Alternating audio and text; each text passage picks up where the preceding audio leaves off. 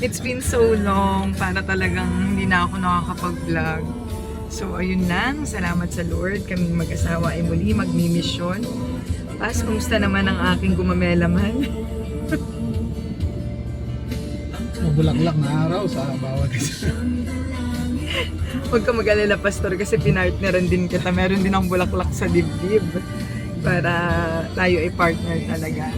So ayun, kanina na topic namin ng mag-asawa ay ang mga hindi maiwasang sitwasyon sa bawat iglesia. At ayun nga, nakaka-amaze kasi biglang nagbigay ng wisdom ang Lord na yung kahinaan natin, yan ang kayang gamitin ng kaaway para i-distract tayo, para tayo ay pagwatak-watakin. Pero sabi nga, yung sa kahinaan natin mahayag ang ating Panginoon. Kaya tayo mga narito, pinapagawa lang ng Lord. We must keep on submitting to His Word and hindi magtatagumpay ang kaaway.